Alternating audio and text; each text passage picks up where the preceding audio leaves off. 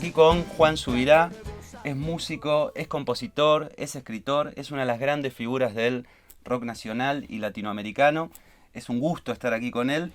Y lo primero que le queremos preguntar, queremos ir a la actualidad. El fin de semana estuvieron en el 153 aniversario de General Alvear, en la provincia de Buenos Aires. Al día siguiente estuvieron en el Festival Cuna del Poncho en Belén, Catamarca. Sí. Esta semana que está empezando tienen una primera instancia en CMTV acústico y el sábado 30 están en la trastienda con este ciclo 2022 con los discos Hijos del Culo, Don Leopardo y El Baile Interior. Sí. ¿Cómo vivís toda esta actualidad de Bersuit? En principio con mucha alegría por volver a trabajar, a girar, a estar conectados, vinculados con lo que más nos gusta hacer, que es tocar, que es presentar nuestras canciones. Fueron después de la pandemia más dura. Todos salimos bastante golpeados y fueron tiempos muy duros de resistencia también porque nadie estaba preparado para esa cuarentena tan estricta y en ciertas actividades como la nuestra que se necesita ese contacto directo con la gente, prácticamente imposibles de realizar de otra manera que no sea esta. Se encontraron en el trayecto algunas formas, el streaming y todo eso, pero bueno, resultaba bastante frío, ¿no? Y bueno, y antinatural. Pero bueno, se hizo ante la necesidad de realizar alguna cosa para conectarse y para mantenerse vivo y anímicamente bien, porque realmente, como te decía, fueron momentos muy duros. Así que volviendo a la actualidad, contentos con poder estar en el camino nuevamente. El fin de semana fue arduo porque, bueno, tuvimos 2 presentaciones que así viéndolo parece, digamos, nada más que 2 shows, pero con muchos viajes y movidas internas. Y en 2 lugares bien disímiles, porque estuvimos en el aniversario 153 de General Alvear, en un lugar donde la sociedad rural es muy importante y preponderante, y todo lo que podías ver ahí tenía que ver con eso, ¿no? El ejército, los granaderos, todo tenía que ver con eso. Y al otro día en un lugar bien distinto, en Catamarca, en un pueblito que se llama Belén, precioso, muy parecido a Tilcara en su forma, así, entre montañas, y bien popular, con las ferias típicas y con un motivo central que es, bueno, la cuna del poncho, los tejidos de oveja, vicuña y bueno, pero bueno, esto es un poco nuestra tarea y el viaje que estamos continuamente llevando. Fue un poco un alivio, ¿no? Después de estar en un lugar con la sociedad rural encima, sabiendo lo que significa la sociedad rural en nuestro país. Históricamente, sí. Claro, digamos, después, ese calor popular los interpela a ustedes de una manera muy particular. Bersuit es una banda que ha acompañado toda manifestación popular en los últimos 30 años. Sí, así es. Bersuit tiene un largo recorrido y siempre estuvimos cerca de los movimientos populares, de los reclamos, no sé, con las madres, con los hijos, con las abuelas en Plaza de Mayo, con las causas que nos convocaron, que nosotros sentimos que era necesario estar. En la época de Menem, por ejemplo, fue una época de alta resistencia, porque fueron muchos años, fueron 10 años de gobierno, y nosotros sentíamos que había que resistir, porque era un gobierno que llegó con algunos preceptos como revolución productiva, como cosas Salariazo. que salariazo, que a simple vista parecían que se identificaban con las ideas ortodoxas del peronismo, históricas, pero claramente ni bien comenzó su gobierno, se vio que representaba los intereses neoliberales y bueno, fue hacia ese lado, se vaciaron las empresas del Estado, se vendieron las empresas del Estado y bueno, y empezó un gobierno muy, muy difícil, muy áspero, que encima tenía un poco como esa cosa, esa trama escondida de algunas cosas que a la gente le cabió y como el uno a uno, o toda esa cosa de comprar en cuotas, y entonces como que la gente quedó un poco agarrada de eso, y en el segundo gobierno, a partir del año 95, fue muy duro porque se veía que todo eso se venía cayendo a pedazos, y, pero era difícil bancarla del otro lado. Y bueno, ahí empezaron a hacer esas canciones como El Estallido, Señor Cobranza, que no es nuestra, que era de Manuel Filippi, de La Vega, pero que nosotros sentimos que realmente era la canción que de alguna manera estaba describiendo al pie de la letra un poco lo que estaba pasando. Entonces yo los iba a ver a ellos y un día conseguí un cassette con varias canciones y se las llevé a mis compañeros. Le dije, hay que tocar esta canción, Claro. hay que tocar esta canción.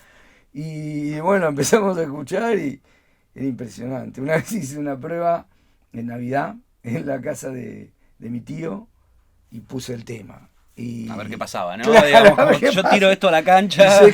se quedaron todos así y bueno, y dije, sí, esta canción es... Que me digan se mantiene con la plata de los pobres, eso solo sirve para mantener a algunos pocos, transan, venden, y es solo una figurita del que está incidente, porque si estaba chupete es que tranza es otro gil, son todos narcos y de los malos.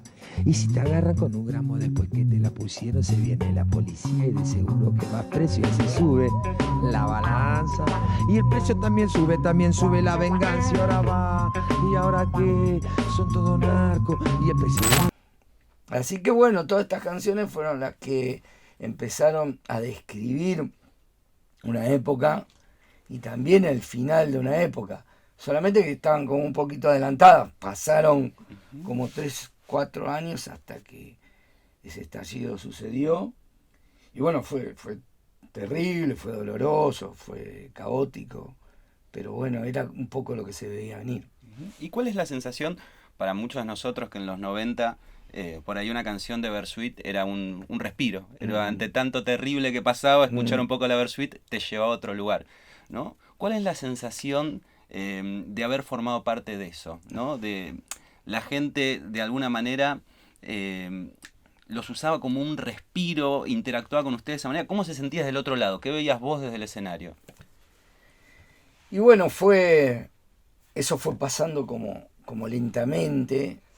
En el año 97 nosotros empezamos a tocar algunas de estas canciones, pero todavía el disco no había salido. Claro. Entonces, al principio era como algo muy subterráneo, muy de boca en boca, pero nosotros ya lo veíamos. A fines del año 97 le hicimos llegar el demo a Gustavo Santaolalla, que ya nos conocía. Cuando escuchó el demo, dijo, quiero hacer este disco. Fue como inmediato. A los pocos días nos llamó, dijo, quiero hacer este disco. Cantaba las canciones, bueno, fue... Y bueno, ahí se empezó a armar un poco toda esa maquinaria, que fue relacionarse con él, un artista gigante. Y Y bueno, cuando sale el disco, finalmente, que fue a mediados del año 98, fue explosivo, fue realmente explosivo. Todo eso que nosotros veníamos viendo como muy lento, que se iba desarrollando, de repente, un día, no sé, al mes de salir el disco, hicimos el microestadio del Boy, la cancha de básquet, y explotó. O sea, literalmente explotó, fue algo que nosotros no esperábamos. Viste la gente colgada y afuera del lugar, entonces bueno, ahí es como que empezó otra etapa. Claro, empezaron a tomar conciencia de algo que ya se venía más allá de ustedes, ya ese seguimiento popular ya lo sabía como... Hablaste del año 97 y te quería preguntar qué recordás de la participación en ese gran recital de los 20 años de lucha de las Madres de Plaza de Mayo. Y sí, fue muy lindo el de Ferro. El de Ferro, el correcto, de fueron Ferro. 2 noches. Sí, fue muy lindo poder participar de ese gran evento para las madres, acompañando ahí en esa lucha increíble, que realmente pienso que nos devolvió la identidad a los argentinos, porque estas mujeres que nunca bajaron los brazos, que siempre estuvieron ahí por una causa tremenda, que es buscar a sus hijos sabiendo que no están, pero buscando una resolución para esos hechos siniestros que nos dejó la dictadura, ¿no? Entonces, realmente tiene un significado que es muy difícil de medir, así en pocas palabras, pero creo que para los argentinos son como esas personas que están arriba marcando un camino, guiándonos. Y, y bueno, fue hermoso poder participar de ese evento. Me acuerdo que habíamos hecho unos panfletitos, unos stickers así chiquititos que decían: madre no hay una sola. Mira. Como que las madres son las madres de todos, ¿no? Y bueno, y los repartíamos ahí. Ahí Eve, en el discurso, uno de los focos a los que apuntaba era a los políticos en general. ¿Te acordás que en los 90 la política era antipopular, era Sí. dañina, era asociada a todas las cosas que no nos gustan? A Bersuit también le pasa, después cuando viene la Argentina al palo, más adelante, en 2004, que vive un momento distinto de transición, ¿no? Con la aparición de Néstor Kirchner, se ponen un poco, todas las categorías se reformulan. Sí.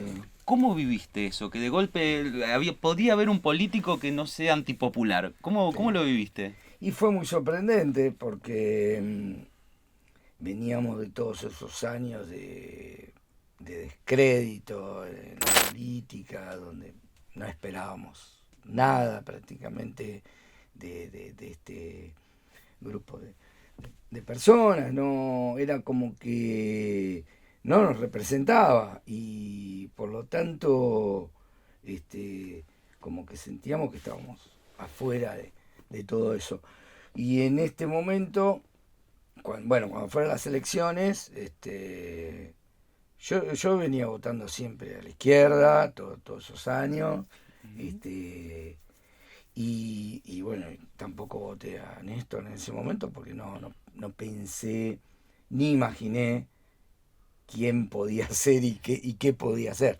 Entonces, yo recuerdo el día de los cuadros, o antes fue lo de Juan en la ESMA, no estoy seguro, pero recuerdo de estar viéndolo, el acto, y fue como un punto de quiebre, como si, acá está pasando algo. Cuando pide perdón, claro, desde el Estado Nacional por haber callado tantos años, ¿no? Exacto. Imagino que fue un cimbronazo. Fue un cimbronazo, sí, fue algo muy fuerte que realmente no lo esperaba, que me sorprendió, pero que dije, uy, esto es muy fuerte. Y fue difícil también, para lo que nos sentíamos todo el tiempo en la vereda de enfrente, como que sentir la obligación moral de acompañar, como decir, pará, acá está pasando algo, que hay gente que está reconociendo lo que se viene reclamando hace tanto tiempo. Y bueno, fue como todo un trabajo interno, por un lado personal, también grupal, empezar a entender este cambio histórico. Claro, y también siempre, tanto en tus discos solistas como en Bersuit, hay una conciencia latinoamericana y hay unos ritmos muy latinoamericanos. Hay murga, hay candombe. Sí. Digo, ¿cómo fue también esta apertura hacia Latinoamérica? Que si bien ustedes ya venían Sí. transitando, ¿cómo fue empezar a mirar en Patria Grande, no? Digamos, fue hermoso eso, porque por un lado nosotros siempre pensamos nuestra música como una música latina. Ujú. De hecho, antes de Bersuit nosotros ya tocábamos con mis compañeros, con Carlitos, con Pepe, con Charlie Bianco. Lo que hacíamos era una fusión. Por momentos a veces teníamos algún cantante, a veces no, y hacíamos cosas más instrumentales, pero ya estaba la murga, estaba el candombe, estaba la cumbia, mezclado con jazz, todo eso que en una época llamábamos ya fusión. Ujú. Y ese es como un poco el antecedente de Bersuit. Después Bersuit ya se funda como una banda de rock, o con la idea de hacer una banda de rock, pero todo eso que estaba vuelve a aparecer. Claro. Y entonces, y con muchos ritmos nacionales, como la chacarera, el tango, el huayno, Ujú. y todo eso, el chamamé, todo eso, el cuarteto, aparece en nuestras canciones. Y la verdad es que haberle dado un lugar y haber entendido que eso era lo nuestro, también nos demandó trabajo, nos llevó varios años, porque nosotros también teníamos prejuicios y pensábamos como que el rock tenía que ser algo más purista y ese tipo de cosas. Pero nos dimos cuenta con el tiempo que todo esto que estaba ahí eh, estaba bueno y nos salía bien, aparte. Claro. Un día pasó una anécdota graciosa, nosotros teníamos una canción que no la tocábamos, la habíamos compuesto con Pepe en el año 92, por ahí, que era una cumbia, que era Comando Culo Mandil. Sí. Y la habíamos hecho, nos parecía como graciosa, qué sé yo, pero no la tocábamos. Y en el año 96 estábamos ensayando en la casa del pelado, en una salita, y de repente un amigo venía subiendo la escalera, un muy amigo, muy fan también, y escucha que estábamos tocando este tema ahí en la sala. Abre la puerta y dice, ¿qué es esto? Dice. Entonces, Están tocando una cumbia. claro, claro. Y nosotros le decimos, un tema que está buenísimo. Dice. Entonces fue muy gracioso porque fue como un despertar. Claro, estaba bueno, tenía razón. Y bueno, pasaron unos días y fuimos a tocar una radio y tocamos el tema. ¿Y la respuesta de la gente cómo fue? No, fue lindo hacerlo. Fue lindo hacerlo, fue divertido. Y teníamos un candombe. Y también pasaron unos días y tocamos ese candombe también, que estaba por ahí dando vueltas. Y de repente se abrió una puerta y, ¿viste? Y empezó la murga, el candombe, la cumbia, todo. Y nos dimos cuenta que eso nos gustaba. Y bueno, el libertinaje tuvo la potencia de la unión discursiva con Ujú. todos estos ritmos mezclados también y tamizados por una banda de rock, pero bueno, fue una gran liberación para nosotros. Claro, claro. Y un poco el disco creo que también se llama Libertinaje y tiene que ver un poco con todo Con eso. esa salida y ese Mm, mostrar. Esto también está presente en tus obras solistas, mm, ¿no? En 2008, Fisura Expuesta también tiene todo digamos, esta composición de distintos ritmos que se conjugan, pero ya con una mujer en la presidencia, ¿no? Sí. ¿Cómo fue la composición de ese disco en ese momento tan particular? ¿Cómo lo recordás? Bueno, te tengo que decir que las canciones no surgieron en un momento único, sino son canciones que van surgiendo a través de los años. Es un poco como parte de Versuit, pero podríamos decir como el lado B de Versuit. Ese disco, particularmente Fisura Expuesta, es un disco muy, para mi forma de ver, muy tanguero, bastante oscuro en su concepción, melódica, las letras, el tempo de las canciones.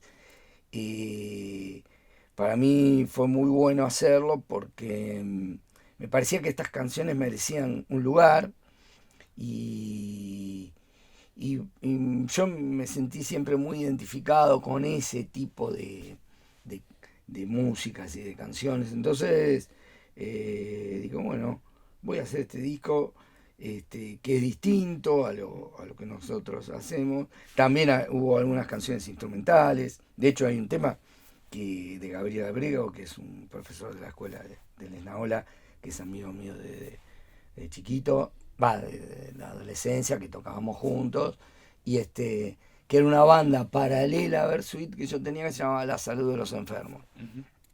Y con estos muchachos nosotros hacíamos básicamente música instrumental y teníamos un par de canciones, pero era como una búsqueda muy, muy diferente, con el acento en la experimentación.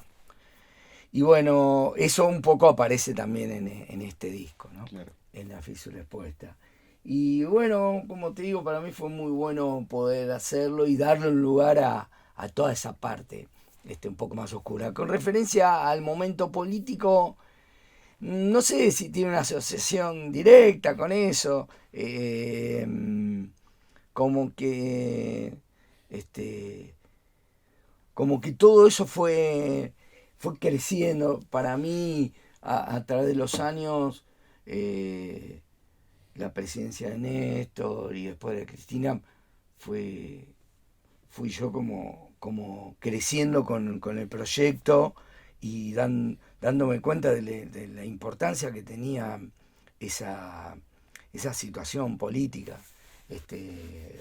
Así que cada vez me sentí más identificado y con las luchas que significó los diferentes momentos políticos, como por ejemplo el momento de aquella ley,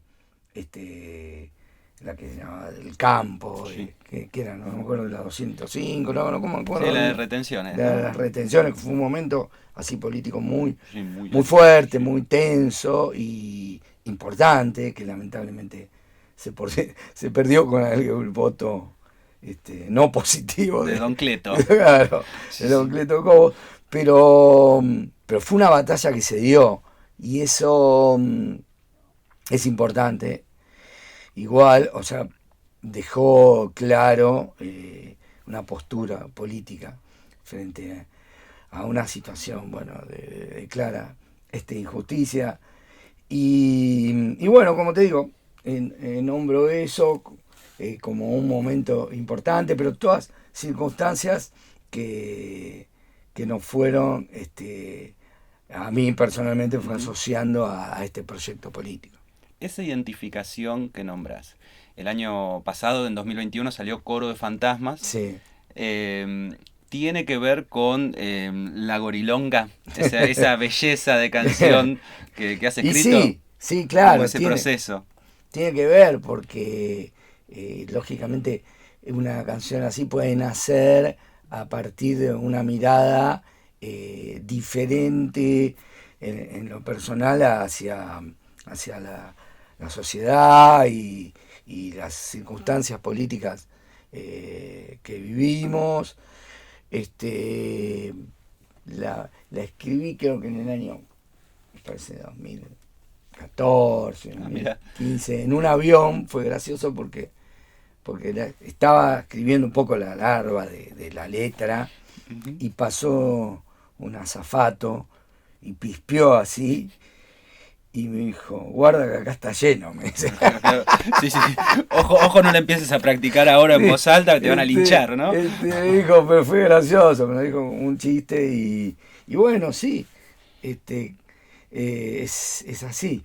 Pero lo bueno fue que pudo nacer esta historia, después le puse música y bueno, y quedó por ahí y siempre había pensado que había que grabarla. Y en el momento de la pandemia fue como un momento muy especial eh, de reclusión y de introspección. Entonces, entre otras actividades que uno podía hacer en su casa, solo, en un momento empecé a revisar mi archivo de canciones y me puse a armar temas y hacer demos solo en el cuarto que tenemos ahí en casa con los chicos para hacer música y bueno y empezaron a pasar los días y digo, pero acá podría tener un disco tranquilamente, tengo que hacerlo ahora, digo, Sí, es porque el ahora, momento. claro, si no lo hago ahora después por ahí ya y bueno empecé a empezarlo cada vez más seriamente. Después hablé con Telmo, mi hijo mayor, y le digo, voy a hacer un disco. Qué bueno, me dice. Vos vas a tocar la batería, le digo. Uy, pero... Y mirá, digo, acá están las canciones, yo hice los demos, escuchalo. En los demos estaba de alguna manera configurado las ideas de todos, los instrumentos, la batería, el bajo, los teclados. Y él lo empezó a escuchar, empezó a tocar encima, empezó también a armar sus arreglos. Después hablé con un bajista, todavía en un momento un poco cerrado, pero ya nos podíamos mover un poco. Y bueno, y entré al estudio con Telmo, con Miguel en el bajo, y ahí empezamos a armar las bases de las canciones. Hay una búsqueda estética muy particular, incluso de la tapa, ¿no? La tapa hay un botín zurdo, Sí. clásico, ¿no? Colgando de un alambre de púa. ¿Qué fue ahí, Juan, lo que estás buscando mostrar? Bueno, se asocia con muchas cosas, lógicamente se asocia con el Diego a primera instancia. En realidad tiene que ver directamente con un hecho personal bastante traumático, que fue la muerte de mi cuñado, que murió al lado mío jugando al fútbol, y la canción con los botines puestos habla de él, pero también él era muy bostero y maradoniano también. Yo no, yo soy de River, pero él sí, y yo sentí la necesidad profunda de hacer un homenaje porque una persona que amé mucho, una persona hermosa y con la que vivimos cosas muy muy especiales y bueno, la canción nació enseguida y quedó ahí guardada también y con los botines puestos habla de él, del Taura, el Taura Alonso, que con el tiempo también se convirtió en cantante, un tipo muy, muy, muy particular. Y bueno, la tapa del disco hace alusión a este hecho. Es una suerte de homenaje. Sí. Te pregunto algo porque estamos atravesando un momento particular Sí. desde el surgimiento de nuevas expresiones artísticas, ¿sí? Sí. En 2020, Trueno y Woz hicieron este tema Sangría, donde ellos dicen, somos el nuevo rock and roll. Y generó mucho revuelo. Vos que sos una figura importantísima de la música latinoamericana con tanta trayectoria, ¿qué te pasa con esta música urbana? ¿Son el nuevo rock and roll? Yo diría que sí. Y eso está en constante evolución y cambio, porque volviendo, por ejemplo, a lo que te decía antes de Bersuit, tal vez de un punto de vista más ortodoxo, por ahí no se escuchaba algún rock and rollero, no sé, como Papo o algo La así. campera de cuero, esa estética dura. Esto no es rock, pibe, esto es un cocoliche. Y sí, un poco sí, de verdad. Claro. Y bueno, y un poco pasa eso también ahora, con las nuevas expresiones. Y yo creo que estas cosas están buenas y van a tener seguramente su momento, su viaje, su decantación, porque siempre pasa. Es algo muy raro también en ese sentido, la movida del rock a través de tantos años, porque estamos hablando de una expresión artística que tiene como 70 años de historia o más. Y entonces, a través de toda esta cantidad de tiempo, tuvo muchas modificaciones y cambios y evoluciones y adaptaciones en diferentes lugares del mundo.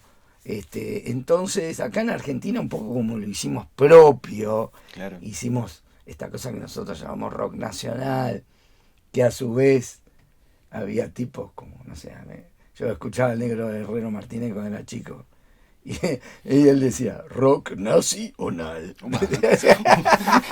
Claro, Y se reía, ¿viste? Claro, qué Pero él jodía con estas cosas, porque un poco se burlaba de esa cosa nacionalista, entre comillas, de nuestro rock. Pero no, yo creo en esa cosa nacionalista de nuestro rock, porque en realidad lo relaciono con nuestra identidad. Y en Argentina surgieron artistas de la talla de Spinetta, de León Gieco, de Charly García, de Lito Nevia, y tantos otros artistas enormes y bandas increíbles. Y eso habla de un país con una movida cultural muy, muy fuerte, que no pasa en cualquier lugar.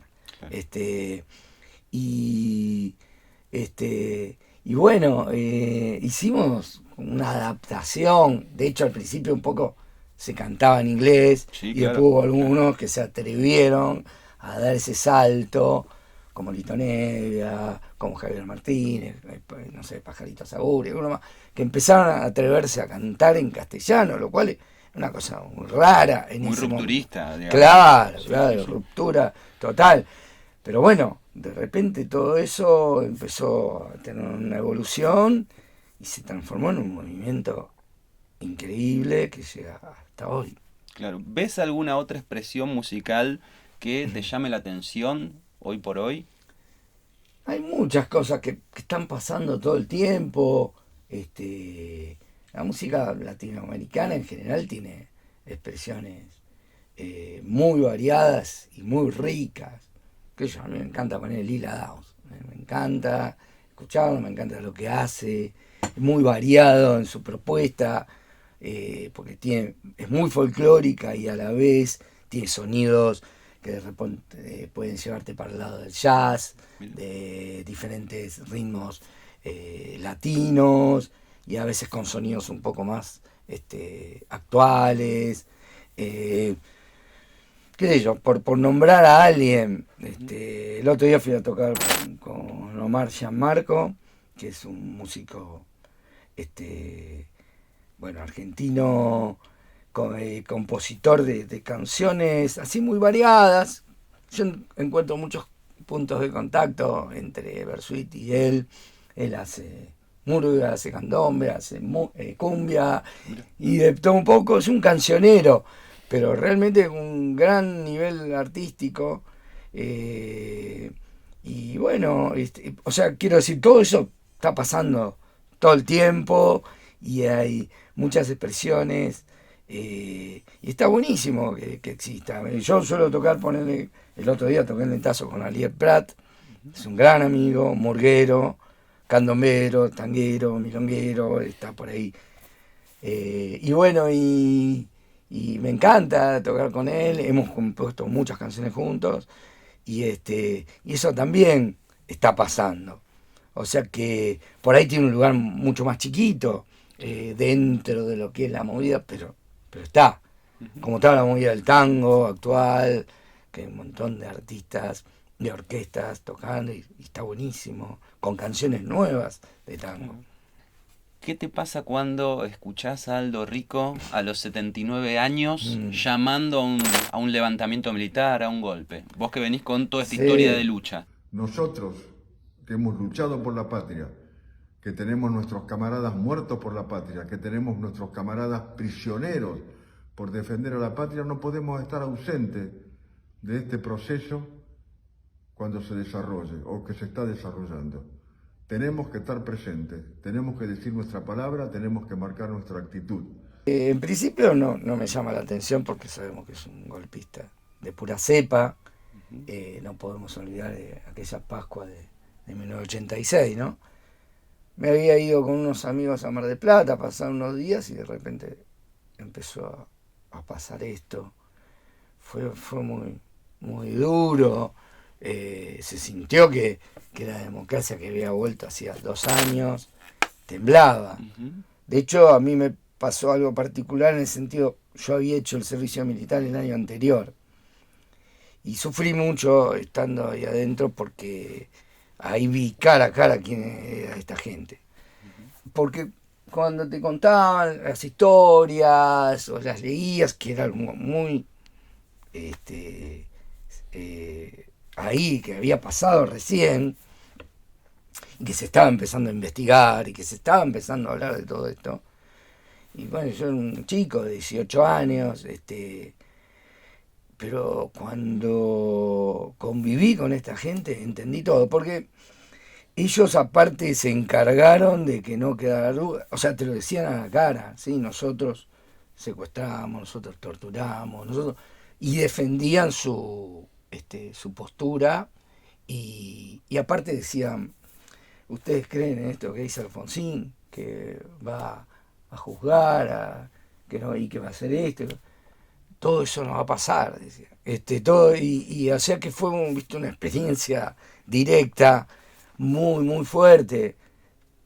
Fue traumática en un punto, pero a la vez me sirvió para entender quiénes eran y qué valores defendían.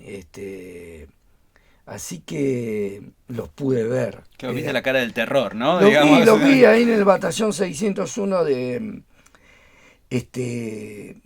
¿cómo se llama? Martelli, que hoy es Tecnópolis.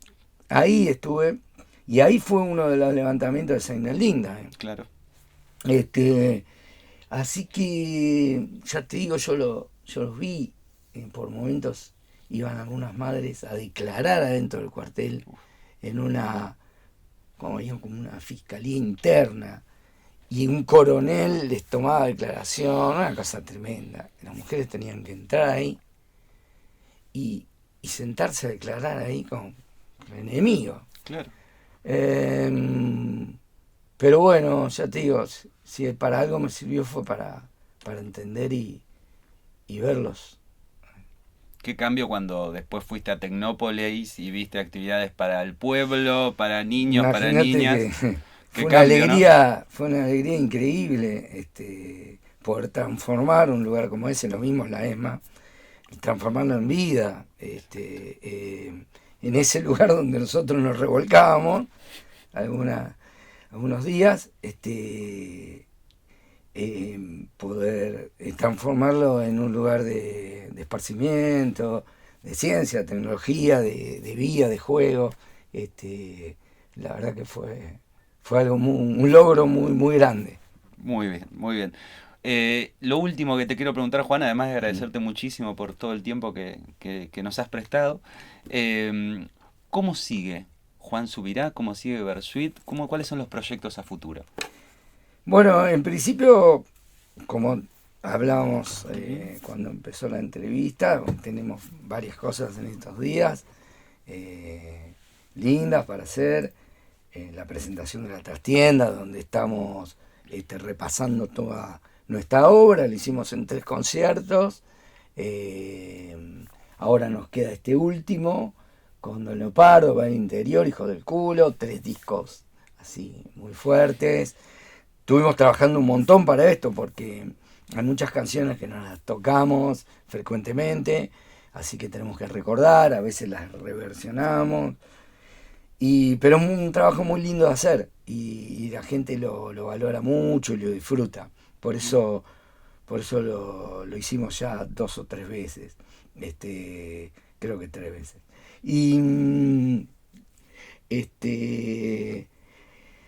Bueno, nos queda, estamos trabajando en un disco nuevo desde hace ya un tiempo, así que espero que en breve podamos definir el repertorio y entrar a grabar, porque de alguna manera siempre la idea es mirar para adelante también. Muy bien. Muchísimas gracias a Juan Subirá, fue un gusto estar con él, un gran referente del rock latinoamericano, y seguiremos viendo hacia dónde va todo esto.